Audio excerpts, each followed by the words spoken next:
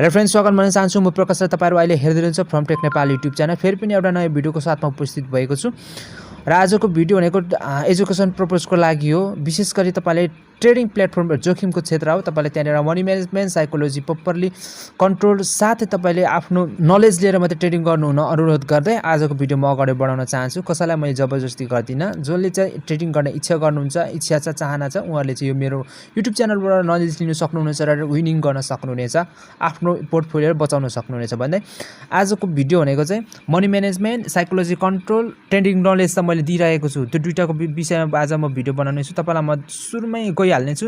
यहाँनिर म तपाईलाई देखाउँछु मेरो लाइभ एकाउन्टमा हो यो ट्रेड गरेको 10 ट्रेड गरेको छु। 10 ट्रेडमा यो विन भएको छ, यो विन, यो विन, यो लस, यो विन, यो लस, यो विन, यो विन, यो विन, यो विन।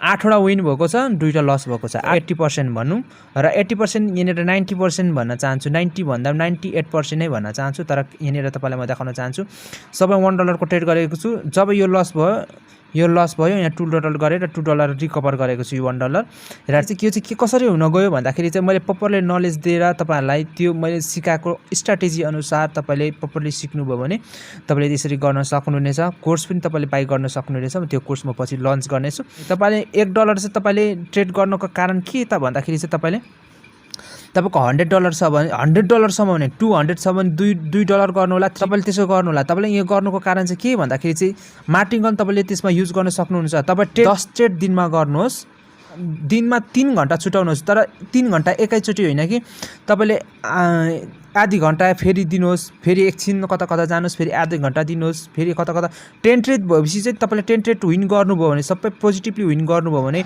It's okay. तपाईँ त्यहाँनिर ट्रेड गर्नु छोड्न सक्नुहुन्छ।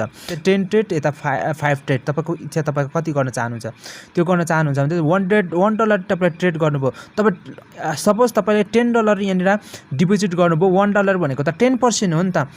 म चाहिँ तपाईले 1% ले ट्रेड गर्नुहोस् भन्न चाहन्छु। तर यहाँनिर $10 डिपोजिट गर्दा चाहिँ 1% ले त्यहाँनिर ट्रेड गर्न सम्भव छैन, किनभने मिनिमम $1 ट्रेड गर्नुपर्छ। त्यो भएको कारणले गर्दाखेरि तपाईले $1 ट्रेड गर्नुहोस्। $1 बिस्तारै एकदम स्ट्र्याटेजी चाहिँ फलो गर्नु होला। राम्ररी स्ट्र्याटेजी फलो गर्नुहोस्, आफूलाई इमोसन कन्ट्रोल गर्नुहोस्। $10 मा त $1 भन्दा त्यहाँनिर एबभ तपाईले नबढाउनुहोस् क्या। वास्तवमै भन्नुपर्दाखेरि जब $1 विन हुन्छ, $2 विन हुन्छ, $3 विन हुन्छ, तपाईले त्यसरी बढ्दै जानु होला।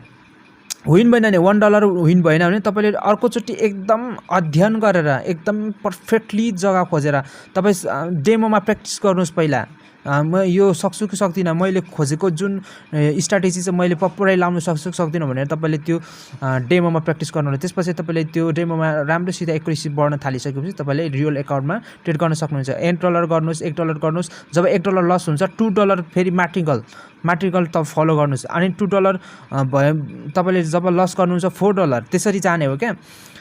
तपाईँ एकैचोटि ट्रेड नगर्नुहोस्, फेरि तपाईँले रिभेन्ज लिने हुन्छ। तपाईँ जब लस हुनुहुन्छ तपाईँको साइकोलोजी एकदम मनमा ढुकढुक त्यो पैसा रिटर्न लिनैपर्छ भनेर बदला लिने हिसाबको तपाईँको सोच हुन्छ। त्यहाँदेखि तपाईँ झन् हार्नुहुन्छ। किनभने तपाईँ जुन ठाउँमा पनि तपाईँले यहाँ चाहिँ विनिङ गर्छु भनेर जुन ठाउँमा पनि तपाईँले ट्रेड गर्न थाल्नुहुन्छ, त्यो गर्दाखेरि चाहिँ तपाईँ लस हुँदै जानुहुन्छ र तपाईँको इक्विटी 0 बनाउनुहुन्छ। एक ट्रेड लस हुने बित्तिकै तपाईँ ट्रेड छोड्नुहोस्। तपाईले दिनभरि नगर्नुहोस् भन्दिनँ। 1 घण्टा 2 घण्टा यताउता मनहरू डुलाउनुहोस् र फ्रेस हुनुहोस्। त्यसपछि फेरि ट्रेडमा आउनुहोस्। त्यहाँदेखि फेरि $2 $1 अघि लस भएको छ, $2 तपाईँले सिलेक्ट गर्नुहोस् र $2 ट्रेड गर्नुहोस्। तब $2 विनिङ हुनुहुन्छ नि। $2 विनिङ भइसकेपछि फेरि तपाईँ $1 देखि ट्रेड गर्नुहोस्।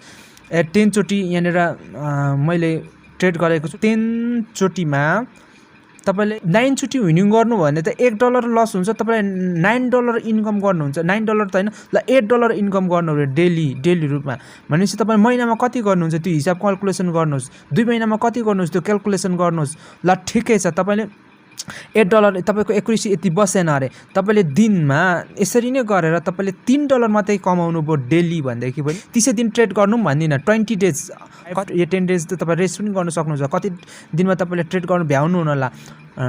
20 डेज राख्नु। 20 डेजमा तपाईले 20 × 3 गर्दाखेरि कति भयो? 60। महिनाको $60 तपाईले इन्कम गर्नुहुन्छ। महिनाको $60 इन्कम गर्नुहुन्छ। र अर्को मन्थ नेक्स्ट मन्थदेखि तपाईले फेरि पनि $1 तपाईँ जबसम्म 200 पुग्दैन तबसम्म तपाईले $1 जब $200 पुग्छ तपाईले $2 देखि गर्ने हो। 300 पुग्छ $3 ले गर्ने हो। जब $1000 पुग्छ तपाईको $10 तपाईले ट्रेड गर्न सक्नुहुन्छ।